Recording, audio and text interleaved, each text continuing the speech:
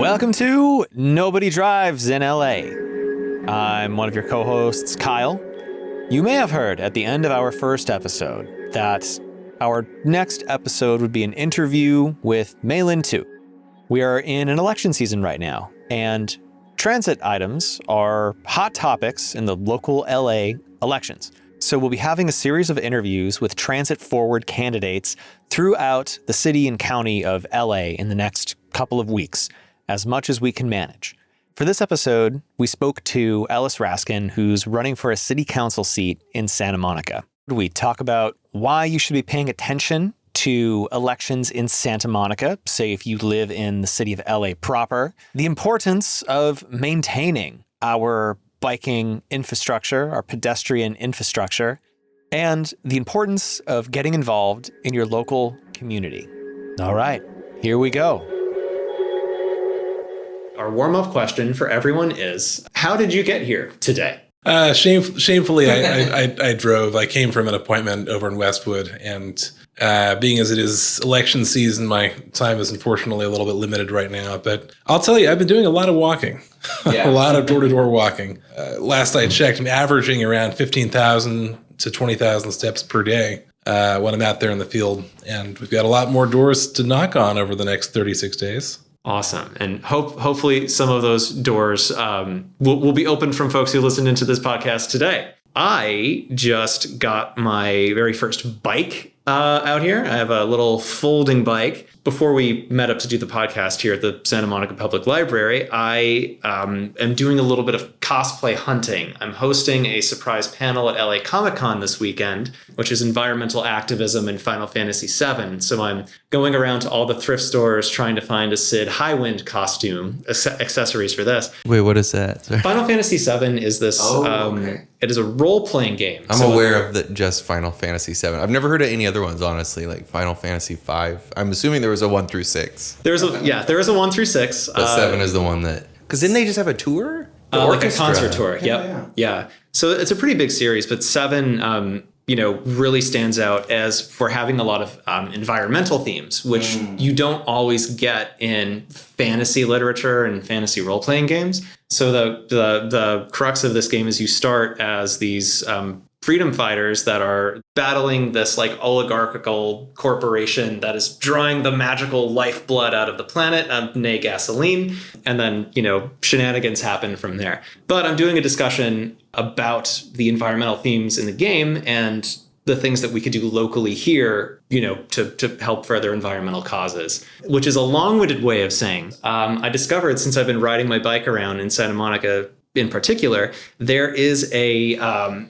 special type of camaraderie that you have when you are chaining your bike to the guardrail outside of the Goodwill on 5th and Santa Monica. There's, our multitude of bikes, locks everywhere. We're like wedged up against each other, trying to like get our locks out and get our bikes out. And I wasn't expecting to have that type of bonding experience, but here we are, and I'm sold. I'm in. Eric, how about you? I got here, the main part of my commute was taking the Expo line, and I took the 92 down to the historic Broadway station, I think it is, which I believe is the last train station that I've been, I think I've been into every train station except for that one at this point. Maybe, you know what, I might not have been on the K-line ones yet.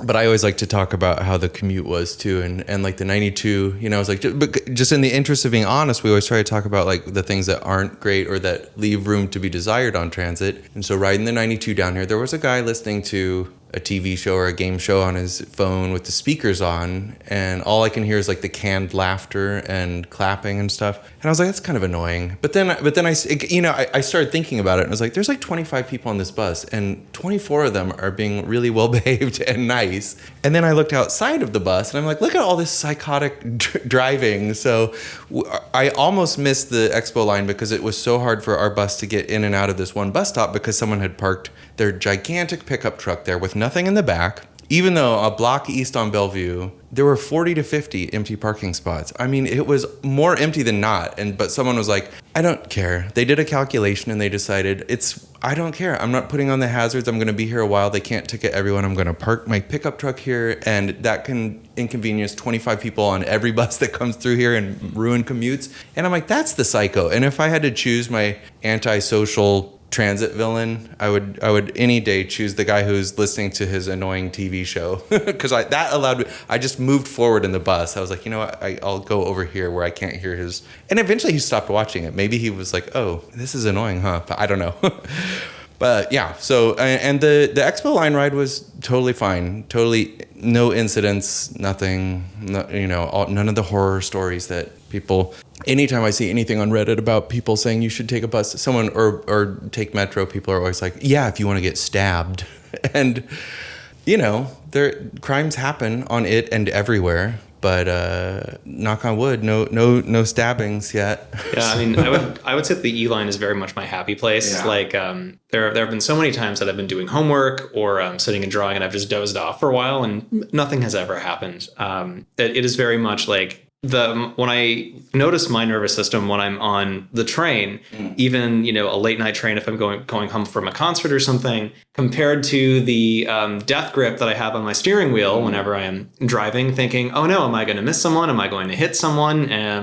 Will there be bad consequences for this? It is just something I do not experience when I'm biking or walking around or going elsewhere. And I noticed this deeply when I was just visiting my folks in rural Pennsylvania, and just death grip. Oh, is there a deer? That's a deer. Oh no, there's a person jumping out over there. And I was just so glad to get home and be able to walk around and take a bus back from the airport. But that is neither here nor there. So today we are joined by Ellis Raskin, who's running for a council seat in Santa Monica. So Ellis, thank you for joining us. Thank you so much for having me. Yeah, thank you so much for having me. Can you maybe tell us a little bit about your transit story? Like how you got here in the big picture sense. Yeah. Well, just by way of general background, I'm an environmental attorney and land use attorney. So I work with transit agencies across California to try to address 21st century challenges and how to build communities and cities that are prepared for the next century of transit. So part of that obviously involves a lot of cutting through regulation and trying to get funding and trying to find ways to get things built more quickly. But it also involves some grassroots efforts that we really have to take seriously here at a local level. As you folks know, in LA County, more folks die from traffic violence than gun violence. I've recently been involved in an effort in Culver City to try to stop the removal of bike lanes there. I represented a group called Friends and Families for Move Culver City to try to stop what I thought was a really bad decision to take out bike lanes over there. Yeah, I just want to interrupt and say that it's really disheartening that they're trying to do that, because I went over there when they were new, and I felt like I was in an entirely new area I was like part of the city. I was like, I remember when this was like all a dirt parking lot around here. Now there's outdoor shared, like at least semi-public spaces and parks and restaurants and residences and the bike lanes and the bus lanes. And I was like, this is amazing. And then when I heard people are trying to get rid of it, and for reasons that people will, it's kind of like this weaponized environmentalism where they're saying, well, there's chemicals in the air and you shouldn't ride your bike there because of the exhaust. And it's like, but the exhaust is coming from the cars. And when it's blowing in your face through a vent, it's actually worse for you. He was like, I looked at the studies, and I was like, the study that shows that it's worse for you to be sitting in a car behind another car than it is to be on a bike where you're huffing and puffing and expelling all of these particulates and, Yeah, it's really unfortunate. And, one of the council members who spearheaded that took this really awful picture when he was driving in his car, posted it on Instagram of the bulldozers in there. It's really heartbreaking. Yeah. The judge who ultimately allowed that to go forward told us in the courtroom, I don't believe in your theory of induced demand. Yeah, it's only been demonstrated for a century now, over and over in study after study. This is like the 100th year of induced demand studies. But I always want to ask people that don't buy that. Like, can you point to a city where they've car-brained their way to a better world, where they were like, if we just widen the roads enough and we just tear down enough of everything and make a parking lot, we'll finally get there. Has that ever happened? Because I've been to cities that are on their way to that, like Manila, where they got rid of sidewalks so they can squeeze in more cars and it takes like 3 hours to drive a mile. And I'm like, okay, so how's that going? But I have been to cities too where they have trains and pedestrian infrastructure and bike lanes, and it seems like everyone's getting around. And even though it's like 30 million people in a city the size of the San Fernando Valley, it doesn't even feel crowded because everyone's kind of moving in their own spaces. Yeah, no, it's sad. And I mean, here in LA and especially in Santa Monica, we're still living through the living memory of folks who've been displaced by the freeways and folks who were displaced by making a parking lot in our civic center. We're I think trying to figure out how to correct those past injustices, but it's not easy. And getting back to your original question about my transit story. So I grew up in the San Francisco Bay Area, and I commuted to high school on a bus. What part specifically? Just because I'm a transit, or I mean, I'm also like a geography nerd. Oh yeah, so I grew up mostly around Berkeley in a little town called El Sobrante. Okay. No one's ever heard of it. I've heard of Berkeley. I've been told that El Sobrante means the leftovers in Spanish.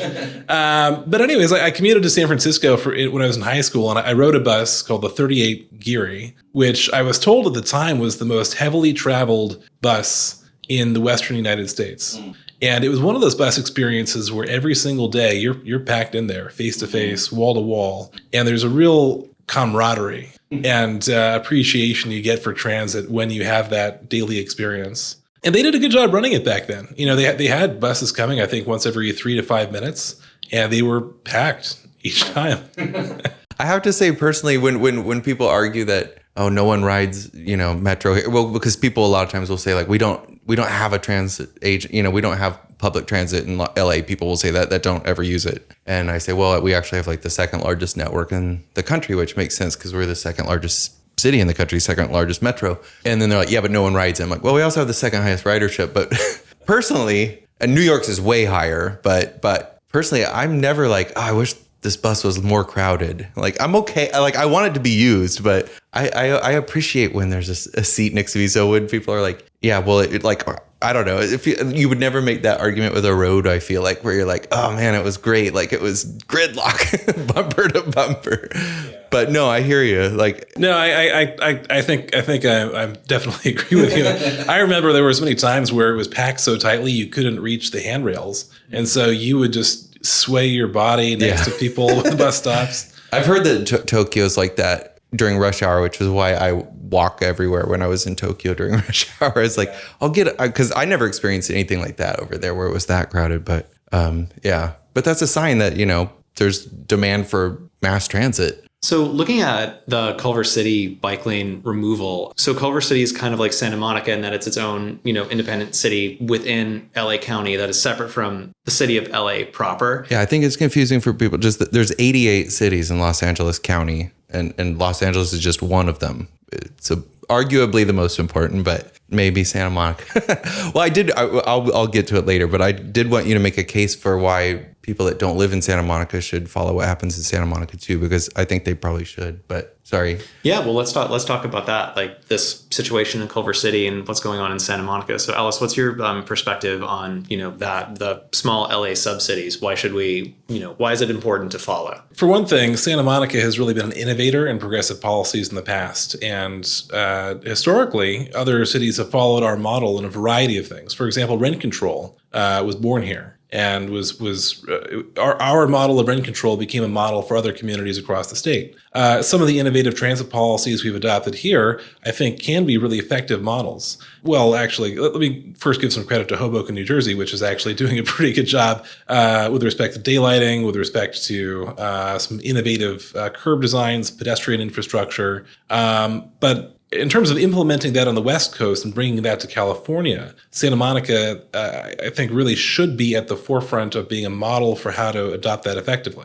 We have some very specific projects that have been great successes. For example, the protected 17th Street bike lanes have been a fantastic success story, despite some really vocal opposition to folks who just don't like change. And that's a story I'm sure you see in communities across America. But with cities like Culver City and Santa Monica, it's also a lesson in how it's really important to think regionally about how our infrastructure connects together. Santa Monica and the broader LA region is gearing up for the 2028 Olympics. And we need to be planning now for the streetscape and the infrastructure we need to make sure people can get around without. Yeah, it's not very far away. I think we have a thing in this Los Angeles in quotes, greater Los Angeles, of just thinking like we say, okay, we're going to do this in this year. And then you realize like, holy, bleep, like that's really soon. Ellis, can you define daylighting? When you sometimes pull out at an intersection, you can't always see what's coming around the corner.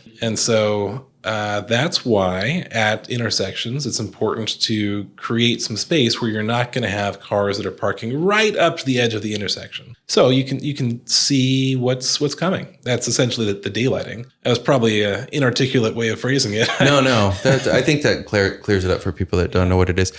That made me think that what you were saying, one of the things that it speaks to both people's fear of change, but acceptance once something happens, and how it can inspire other people in other cities. Because I do think a couple things. When you look at Google Maps and if you choose the bike option, Santa Monica stands out on the map because you see so many of the green lanes and you're like, oh. And then you notice and you're like, why does it have to end where it ends? Oh, because that's not the city of Santa Monica anymore. So it does inspire. Well, why can't we have it in neighboring cities or expand out from there? Like it expands like mycelia. Sorry, I'm also in the Los Angeles Mycological Society. So like a slime mold. Well, the other thing to think about too is that the private sector has historically used Santa Monica as an incubator for experiments, if I could use a semi-biological term there. Like micro mobility companies like Bird came in here to use the city as a launching pad. I was hearing about it a lot more because I live in Silver Lake. I wasn't seeing it, and I'm hearing all this complaining and love of it. I was,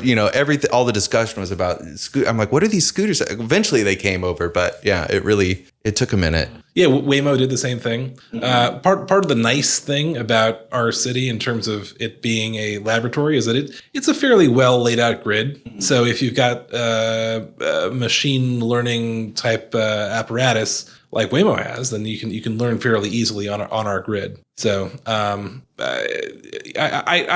honestly, I don't know how Waymo is going to fit into the broader future of transit because it's still a car-centric solution. They still take up just as much space as a car that someone's driving, right? You know what I mean? It's like it's a big box, and I don't know. It's probably safer to have an autonomous Waymo driving than to have me driving around town or someone who is comparable to me. So, that's probably good for the safety aspect. But one of the older innovations I wanted to talk about was the Third Street Promenade, because that was just a couple blocks of a regular street that in 1965, they said, we're going to get rid of parking spots. We're going to remove car storage and turn it into a pedestrian plaza. And then it became very successful. It became one of the reasons I used to come to Santa Monica. But then also when it sort of changed character, it became one of the reasons I stopped coming to Santa Monica as much, but not necessarily for the reasons because I hear a lot of horror stories, and it seems like some people are, they look at unhoused people or people that are having drug or mental episodes, and they say like that's why the business is left, because these people came. But I think personally, this is my own story. When I came, there was an Ethiopian place called Egyptian Lovers. There was that was Sheba. The Ethiopian place, or the Egyptian place, was Egyptian Lovers. And that was like the only Egyptian place in Southern California that maybe even in California. And there was Penny Lane, where I ended up working for a while, although not at that one, which was a small indie record store. And it used to be a fun place to hang out. And there were street performers and music. And then it kind of like the food court, the International Food Court became a Sephora, which is, a transnational corporation that has 2,700 locations. And if you have 2,700 locations, it's like, well, then why would I go to that one? So I think it became a victim of being too just normie. Like I wouldn't cross the street to go to a JCPenney, much less like town. And then, but also it seems like, okay, it was so successful and the rents went up, from a purely capitalist standpoint.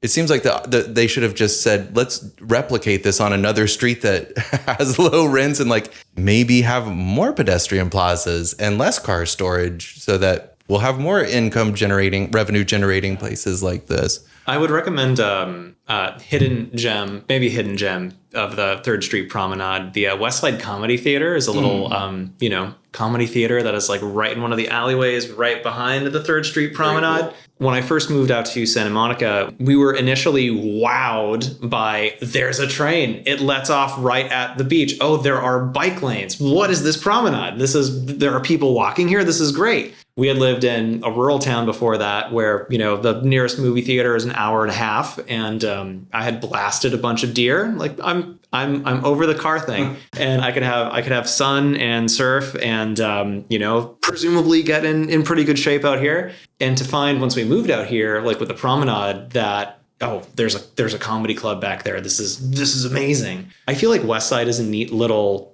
snippet of Santa Monica's characteristic, where you do have these on the promenade, these like, big box multinational corporations or whatever. And then you have this like really scrappy indie theater that's just right there, hiding in plain sight. That's what makes it place it special. Yeah. Because, it's also that maybe it was a victim of being taken over by chains that do most of their business through online sales now, and so you don't need to go to, I don't know, a Foot Locker or a Victoria's Secret or whatever. But that doesn't stop people from going to Hollywood and Highland from around the world and being like, wow, they have a Wetzel's Pretzels. But I guess, so I was just going to say, because the promenade's been around so long, I hear people complaining about it, but I don't hear people saying what we have to do to save it is restore car parking. And because I think it's been around so long that it predates probably most people that live in Los Angeles now. So you kind of assume that it's always been there and don't realize that this was a street to pedestrian plaza conversion. So when LA DOT did the one in Silver Lake, like 11 years ago, they said, this is the first parking to, street to pedestrian plaza in Los Angeles. Santa Monica's not Los Angeles, but I was like, there's also Olvera Street. They got rid of parking there in 1929, and that's how they made Olvera Street. There's Little Tokyo Plaza that there's actually a lot there. If they've been around since before the 80s, though, people have forgotten that ever used to have cars on it. But as far as generating ideas that that expand. How does the Third Street Promenade and that whole area factor into, what you're doing in the local politics of Santa Monica? It's a big part of the conversation. Local retail generally, beyond just the Third Street Promenade, has been a big topic of conversation in this election. And frankly, retail is evolving in some really interesting ways. And you alluded to some of them. Our post-COVID world is very different than what it was 5 years ago. But people are interacting with public spaces in a different way. And what we found locally is that a lot of experiential uses along the promenade have been very successful. Like the Barbie experience was a huge hit. Somebody recently converted retail space into an indoor pickleball court on the promenade. Yeah, that's pretty cool. So we're innovating locally. And to your point about parking, there are people who still complain about the parking issue. Recently the city, well, actually this is about 3 years ago now, the city voted to convert a seismically unsound parking structure into affordable housing. Oh. And there was such an uproar about it. And, we have studies that show that we're overparked downtown. We have way more parking than we could ever use. And yet, folks wanted to save this parking structure that would crumble in the softest earthquake.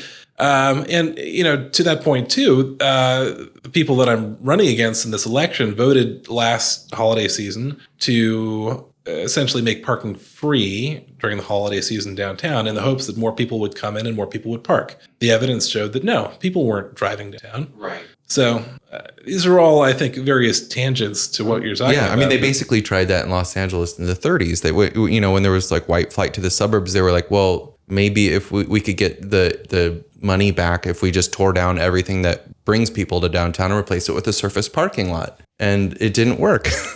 Lo and behold, people weren't like, ooh, the free parking with nothing around. Cool, let's go there. Let's so that parking structure that was torn down, right now it's just a paved over blacktop, right? That's right. Is there any plans to develop? I remember hearing it's going to be a high rise. I'm like, wait a second, this is, or not a high rise, but affordable housing. Like, wait, this is blacktop. Yeah, it's going through the entitlement and development process. The city is working with a partner to develop that spot. As every housing project goes in California, it's so slow, and they've been working on this for years. And hopefully, in the next year or two, we can break ground and get moving on it. What do people not know about California environmental regulations that makes construction, that makes, I don't know, densifying, makes whatever more difficult? And how do you work with that as a lawyer? Yeah, well, if I said getting around regulations, I certainly didn't mean that. We've got to get. How do you cut corners to get stuff done cheaply and poorly? Well, there's certainly a lot of oversight that goes into getting projects approved. A lot of that's been cut back for housing projects, especially for infill housing projects in urban environments. But at the same time, there's still a lot of planning approvals and politicking that goes into a lot of different projects, including transit projects across California. One thing that has been an interesting shift at both the level of getting infrastructure approved and the level of getting housing approved now is that most of the planning is happening at the large scale macro level. So when communities update their general plan, update their housing element, at that point you do a citywide investigation as to what the environmental impacts of the build out will be over the next decade or two. And as long as projects are consistent with those projections moving forward, you can proceed. There's not a need anymore to go through a duplicative or second round of environmental review as long as you've done it once. And it's an interesting paradigm shift that is I think a big departure from where we were 2 decades ago. Well, it does. I just like in environmental review, it sounds like, oh, this sounds like, how could anyone, you want environmental review, right? But then I've heard of it being used to stop bike lanes from being built. It's like, oh, they didn't do the environmental review process. And I'm like, how could a bike lane be worse for the environment, you know? So like anything can become weaponized, it seems like. And yeah, I mean, the unfortunate thing too is that in the Culver City case, you know, they didn't study the environmental impacts of tearing out the bike lanes. Right. So it cuts both ways, I think. Yeah. So how does that happen then? If you have to do an environmental study to build something, right? But you don't have to do that on the way out if you demolish something? Well, the unique differentiating factor about the Culver City example was that there were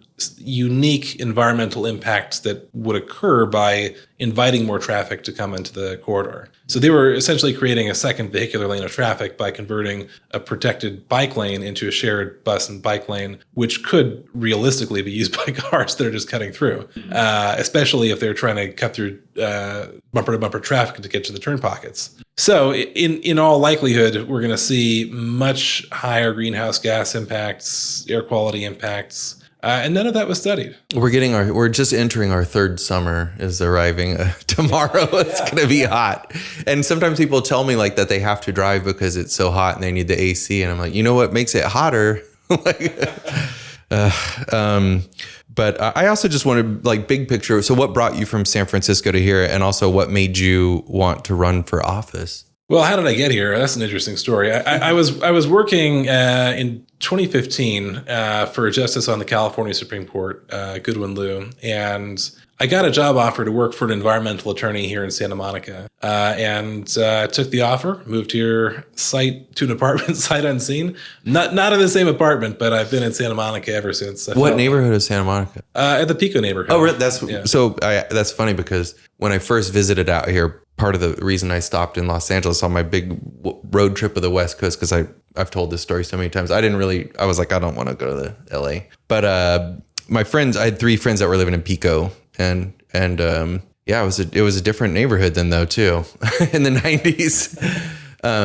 But I mean, well, I actually, before maybe we talk about what makes you run, that reminds me like because there was a lot of crime, at least there was a perception of crime. I mean, there was a blood stain on the sidewalk in front of their apartment building and a drug house next door. They were basically put them in a weird position of being like, not that they're celebrating violence, but saying, oh, the rents are cheap here because there's crime. And so then you get put in this weird corner where you want things to be bad almost, so that you're like, well, I can't imagine improvements coming to my neighborhood unless I get priced out. You know, so it's hard for people to remain in place. And an analogy I make is like, it's like, oh, there's a tire fire next to me. Like, don't extinguish it because then they're going to raise the rent once it's put out. So how do you balance, or how do you address affordability, but also making a place more desirable for people from outside of the community? How do you solve gentrification and make everyone happy?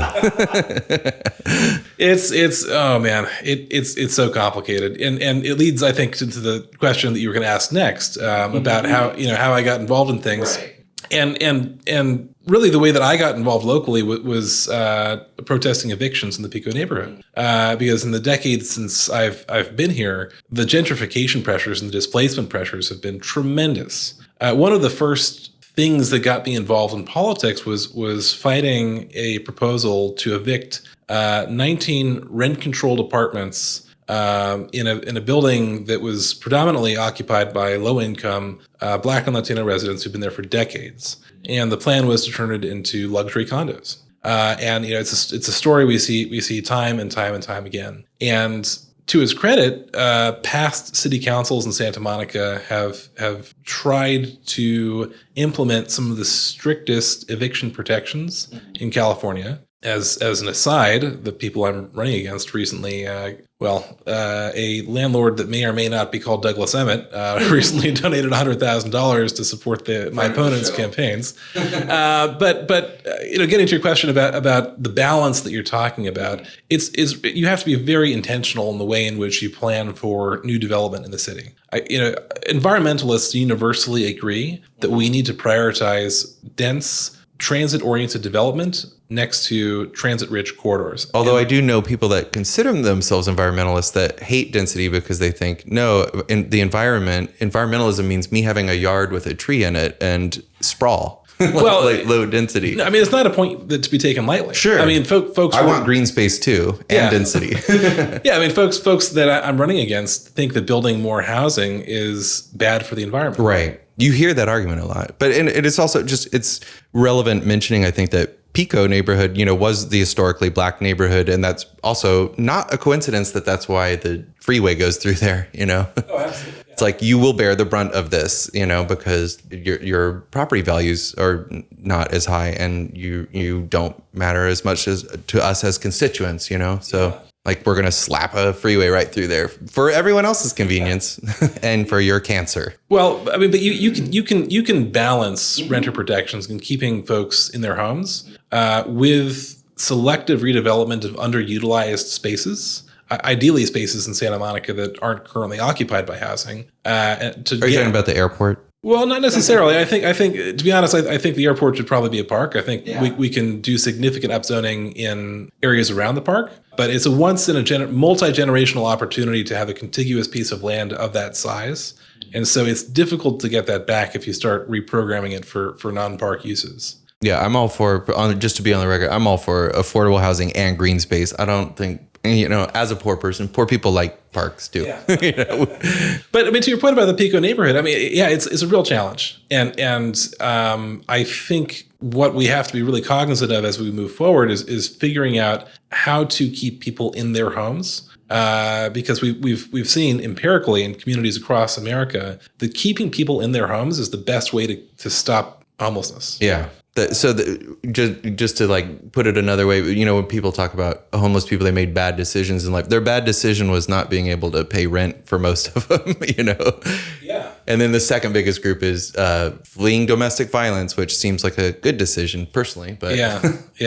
So that's the most. Yeah, San Francisco has a really innovative program called RADCO. I forget what it stands for, rental assistance something. But the premise is you can go into an office and get an interest-free loan to get the $100 or $200 that you're short on your rent, so you can pay your rent and stay in your home, and it has been a tremendous success. So when we're talking about the race in Santa Monica, I recently went to my first council meeting. I've been going, to a community bike ride that had posted, "Hey, there's a council meeting tonight. Should come and comment on these bills." I'm off today. Great, I'm going. I wasn't really sure what to expect. I hadn't really been super involved in local politics before, apart from, I'm gonna volunteer with Surfrider. I'm gonna volunteer with Heal the Bay. Great, like that was kind of my into things way back in the 5-6 years ago. But I noticed though that at the city council meeting, there's very much I got the sense that there's a pretty big real estate presence in the current makeup of the room, just based on what Are you talking about the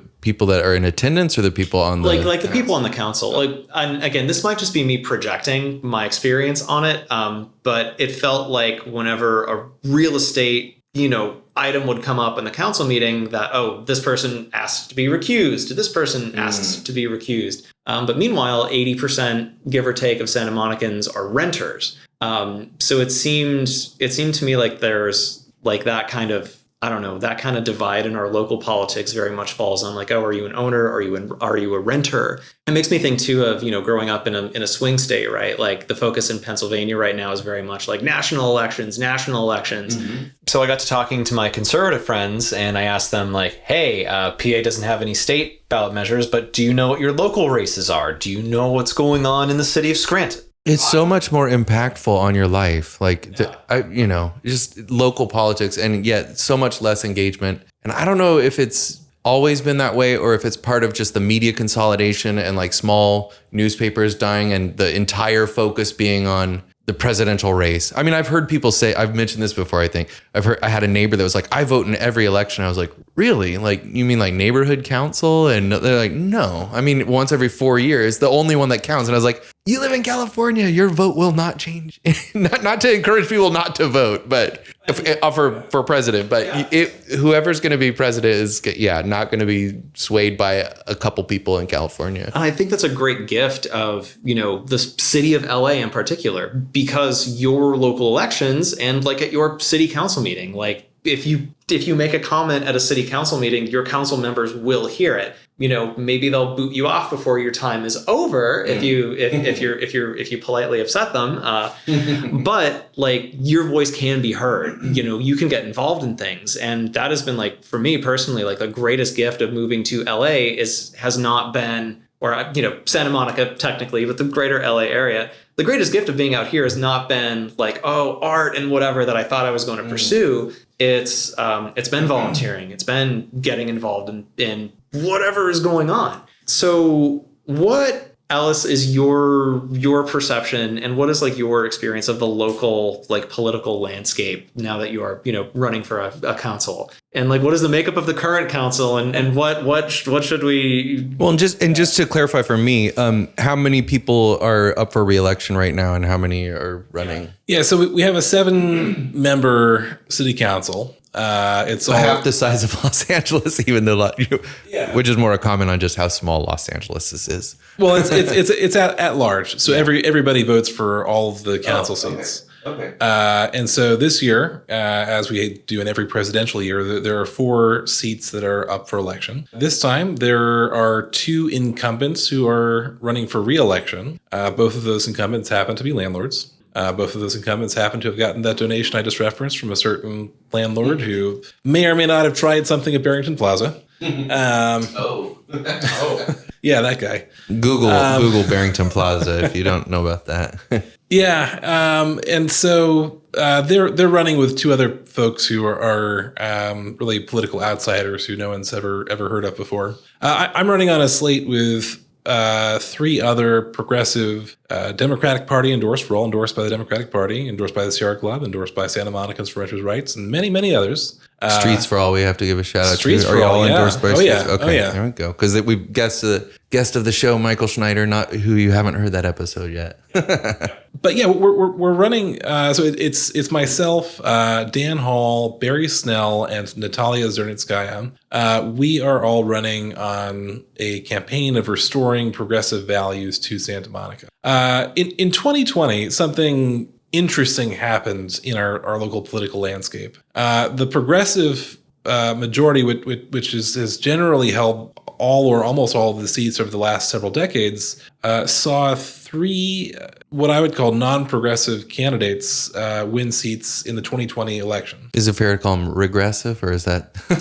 Well, one of them criticized what she called the quote unquote liberal minority on the council for wanting to investigate leaks out of confidential closed session meetings. Okay. So at the very least conservative, but but I feel like if you're trying to turn back the clock, then we shouldn't even call you conservative. We should you're trying to regress. I mean, to be fair, just own it. They're all registered Democrats. Okay, well, but in California that doesn't mean much anymore. Everybody is Well, some people, far be it from me to say, but some people have changed their party affiliation because they know they can't get elected if they don't put a D by their name for running for mayor, or they run as independent to represent the Valley or whatever, But so the story goes that in 2020, in the November election, there was a handshake agreement among the progressive groups in Santa Monica to not go door to door at the height of the pandemic, and to respect the fact that the campaign should be run mostly virtually. But as I've been told, the folks that were the three folks who won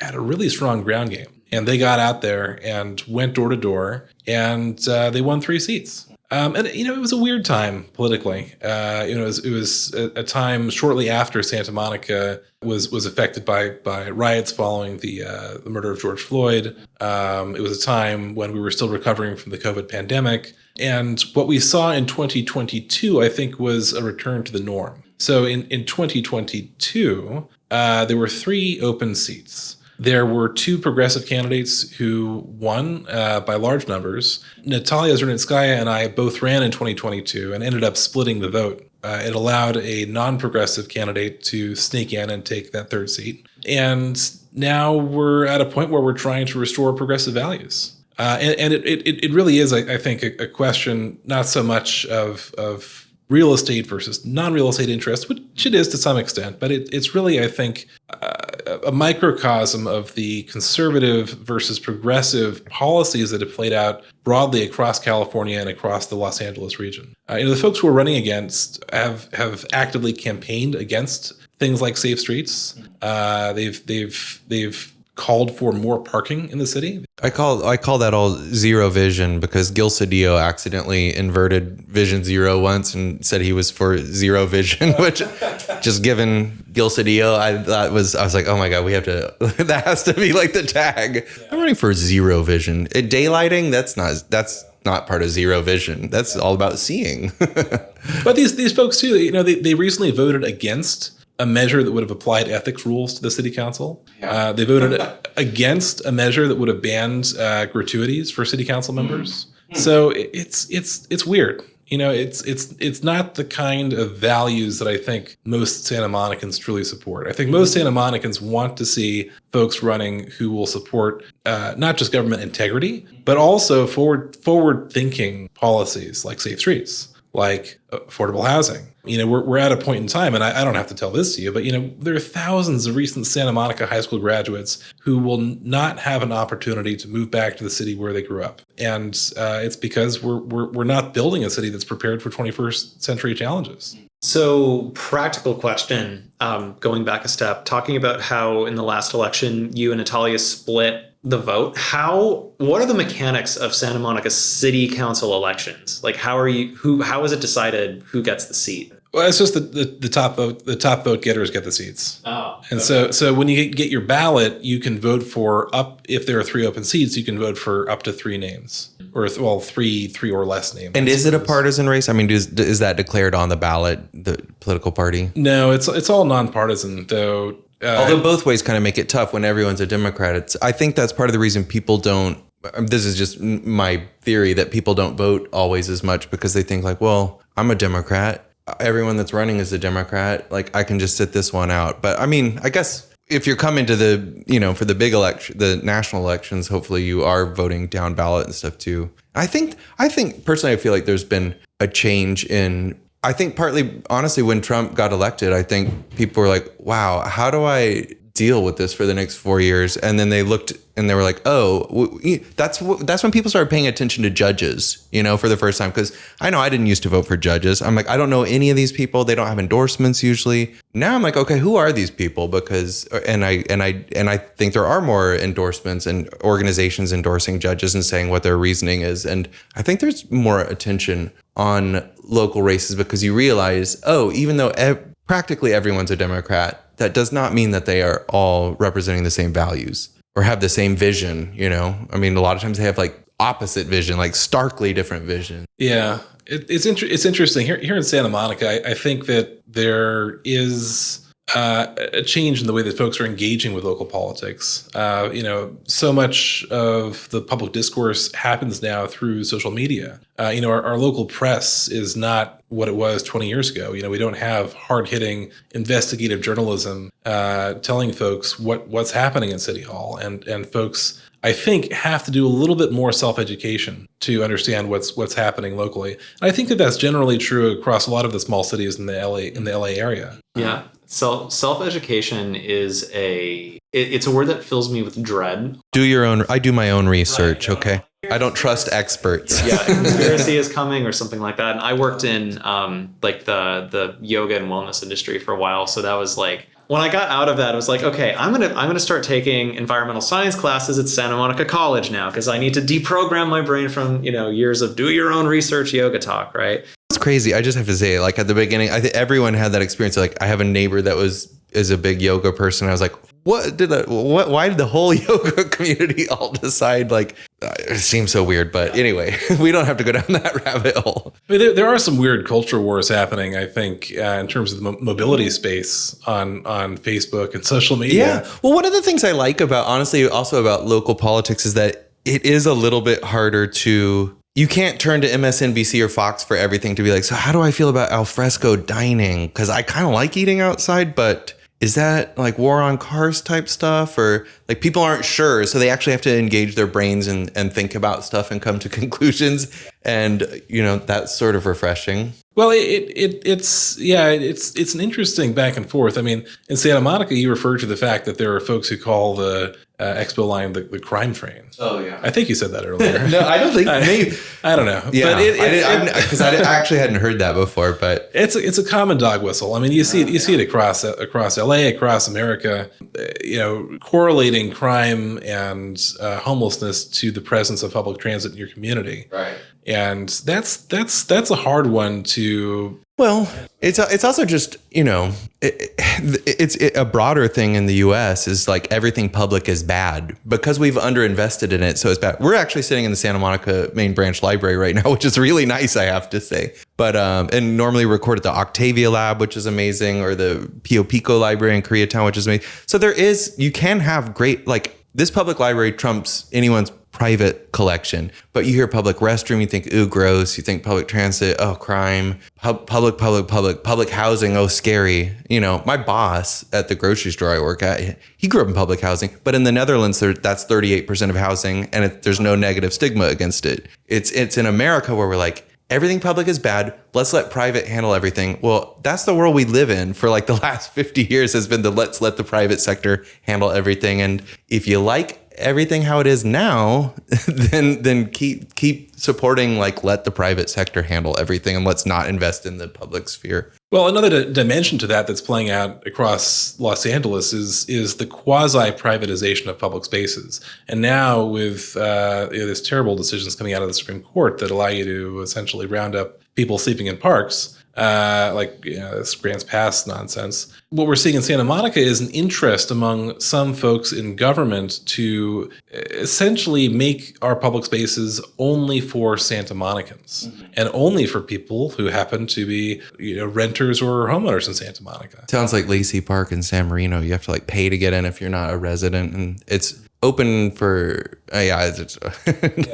We've seen that with beaches across California too. Right. The classic paradigm are those privatized beaches in Malibu where folks from outside and inland communities can't go to the coast. Yeah. We're kind of seeing that here in Santa Monica. But technically all the beaches here are public, right? Up to a certain level of the water or something like that. Because I hear people are always putting up signs that say like, no, there's no public beach here, but it is. And then they get fined. Yeah. No, they're all public beaches in Santa Monica. But there are ways of making it hard. I'll just like, as a car-free person, it's so hard to get to any beach in this, like the Palos Verdes Peninsula, because there's no parking lots and there's no bus service. They don't have any metro service down there. And so you're like, so how am I supposed to get here if I can't walk out of my mansion that's falling into the ocean right now? Actually, a fun story. One of the court cases I worked on over the past few years was fighting against rogue surfer gangs that were keeping people off the coast over there. I remember hearing about that. Yeah, well, there was a surfer gang that was harassing and assaulting people, keeping them off the beach. like trashing their cars that when they're on the road and then they come up, from after they've been surfing and find that their car's tires have been slashed. Wow. Yeah. That's been that, but that goes back a long. I mean, I hate to say, but like surfies have been like that for decades, but some more than others. I took a surf lesson from someone who lived in Pico neighborhood in Santa Monica, so that not all surfies. I mean, I don't know. I feel like Santa Monica has just been very kind to me. Like whenever I've gone out to surf, like people are always nice. Sure, I've stomped on my fair share of stingrays, but like no one's ever given me any guff, you know? And I feel like, I don't know, I feel like Santa Monica is just like such a chill, tame, agreeable place that I'm shocked when I go elsewhere and people are not so chill. Well, I'm curious, have you been on any other podcasts for the campaign so far? And if so, which ones? This is the first long form podcast I've done in a while. I did one recently unrelated to the campaign about trees and the aesthetic of trees in the urban environment. Safe to say, we're tree lovers here. Well, this is not a popular take of mine, but I often say that I'm the worst environmentalist because I view trees as a necessary evil. That is a hot take. We need them, they're good, but I grew up in a forest in Pennsylvania where you're constantly being dive bombed by deer and bears and whatever else, and so I have no desire to ever be in another forest as long as I live. Please give me urban canopies and tree cover and, you know, shade trees when our palm trees start to die off. Yeah, there's no bears hiding in our street trees, so you're safe. No deer. I'm not about to go hiking or go into a forest anytime soon, hopefully ever. I will say on the opposite end, one of my main frustrations as a car-free person is that it's so hard to get into the mountains and trees because I stare at them from Silver Lake and I'm like, I wish I could get up there more easily because, you know, there used to be funicular rails and there's you know, there is a little bit of transit here. I guess you can always, I told my friend, I was like, we could just like take the Gold Line, I forget what everything's renamed, to Azusa and then just like walk up a mountain from the base and then go up to Mount Wilson and it takes like 9 hours or something. That would be fun, but that would be our whole day. And then, but yeah, no, I love the trees. Well, I know what you mean. You know, one of the places I grew up in Northern California was this semi-rural place with a lot of forest cover. And as a young kid, I always thought, geez, is like the Zodiac Killer going to step out of the woods at any moment now? I just got my first tick on a hike last month. Yeah, out here. I mean, in Missouri, you do a tick check every time you go outside, and I pulled probably 50 ticks off my body at one time after being in the woods for like 15 minutes. So that was one of the things I liked out here. I was like, wow, there's so many fewer ticks and no mosquitoes. Of course, now there's mosquitoes too.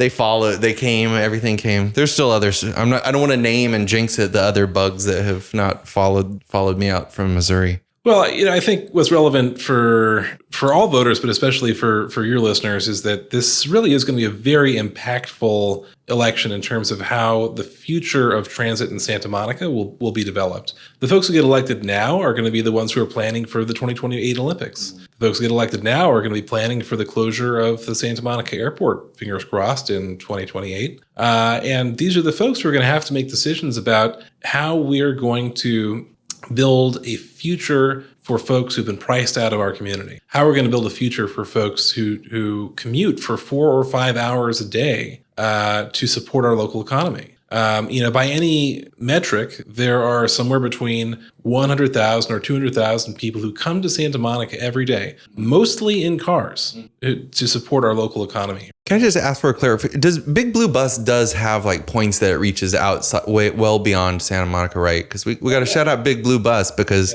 it's the state's oldest bus agency. Turns 100 years old next year. Oh wow. So and maybe just where like buses fit into it because I love trains. They're definitely more romantic than buses, but I ride buses way more than I ride trains because they're everywhere and like people, but they're also invisible to even people that take public transit. They're like, when they talk about, I took every metro line today. And I'm like, you know, and here's my story about it. I'm like, wait, there's like 200 bus lines. How could you? Metro buses, like does not compute. Also, so, you know, the Doors gave him a shout out. I know. We mentioned that. The Blue, yeah. In the end is a breakup song about like leaving UCLA on it and going to Venice on the Big Blue Bus. And then some poems stuck in there. I love that. So there's a lot of work we have to do locally. I mean, not just in Santa Monica, but across California, across the LA region, to build communities that are really prepared for what I referenced before as being 21st century challenges, and for making sure that the folks who are now in high school, graduating from college, can have a meaningful opportunity to live in the community where they grew up, where folks, like I said, who are commuting for 4 or 5 hours a day, can live in the community where they work. And these are real world impacts that we can address and can solve if we elect the right people, and hope to have the community support. One thing I want to give a shout out to somebody who is not on mic, but my wife Cam Brees, who's here in studio with us, just won her election to the Santa Monica Rent Control Board. And to your point about fighting for renters, there is a marked difference between our slate, who are for renters, running against 2 landlords and 2 other people who I think are homeowners. I honestly don't know, who are getting hundreds of thousands of dollars from the landlord community. You just got to ask yourself, if why are they doing that? Or surely folks don't donate money to just be benevolent and ask for nothing in return. Well, as someone who's rented for most of my life in the apartment that I live in right now for 25 years, I feel like there are attempts made to disenfranchise renters, to make them feel like you're transient, your voice doesn't matter. We even the way we talk about things, like we say single family housing, not uniplex. It's basically a duplex, but there's only one. So let's just call it a uniplex. Duplex. Oh, that's for people that are just passing through, have no connection, and shouldn't have a say in the community. And it's like, I've been here the majority of my life in my building, and I don't see a path to buying a house reasonably. And also, I don't want to live in a uniplex. I would want to live in a multi-tenant structure that's dense and in a walkable place. And it's Yeah, I feel that too. I very much feel like, I have zero desire to be in a single family home, but I also have zero desire to live in any city that is not where I am right now. I have a hard time seeing myself being happy anywhere else, But the next thing though comes in, we got to do the work to make that possible, to make that a reality for people. It shouldn't just be for, I don't know, super wealthy people or homeowners, landlords or whatever. We're also all just here temporarily, sad to say, but whether we're paying rent or homeowners association or mortgages, we're all paying money for the right to be where we are, and everybody's opinion matters, and we're renter majority cities, so we should be voting and having our voices heard, because honestly, we're not the liberal minority. So if I can throw this out into the ether, that whoever wants to appease me, I would love to see 24-hour bus service to LAX from Santa Monica, or maybe Metro, LA Metro adds a line to go through the west side that's not way in there, that you can get when you have a midnight return flight from. Oh yeah, we should talk about Dream Transit Project, because mine would be a train up the Pacific Coast Highway. Ooh, I'm there. Or just a bus that goes all the way out to the county line. And not just to a BRT lane. Give us a BRT lane. And sidewalks and bike lanes on it, because it's not fun to drive on most of the time. If I could collect water samples from Sunset Point and Topanga Beach without the terror. Well, I'll just say last time I was in Santa Monica, I was picking up a friend who at the airport, and then we picked him up in Santa Monica, and it took us longer to drive from Santa Monica to the beach in Malibu than it took his plane to fly from Minneapolis to LAX. So when you talk about cars equal freedom, it's what are you talking about? The freedom to sit in gridlock, and you're not going to widen that freeway any further out. Let's just turn the beach into a freeway. Wait, and then we'll be. It's been proposed. Yeah. Well, I think a long time ago they proposed an offshore freeway that just ran up the coast, and it's it's not too late. Interstate island, yeah. I mean, to your point, I don't know if I'd put this at the top of my dream list, but we do need a much better bike connection between Santa Monica and the airport. Shout out to Mobility for Who, Instagram, which has been documenting some of the terrors of biking from Santa Monica to the airport. But we have to get Mobility for Who on the. Yes, please. That'll be awesome.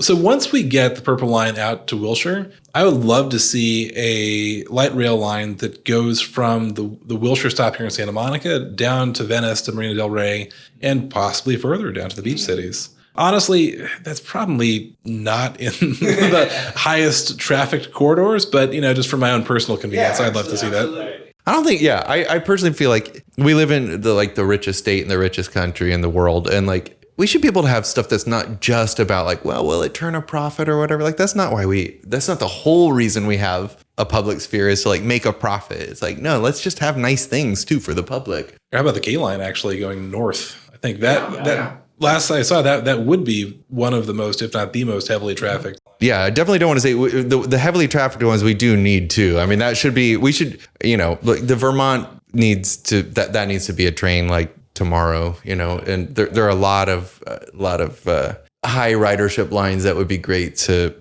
make. But I don't know, this is a little late to like talk about how that gentrification when people talk about train lines opening, but I also think it's relevant, and it's partly just my own thoughts are just it's because even though we're building a lot of train lines for an American city, we're not building a lot of train lines compared to like Seoul. And when you build train lines everywhere, then people don't get displaced as much and because they're not moving to live next to the train line because there's a train line coming to your neighborhood. There's a train line coming to your neighborhood.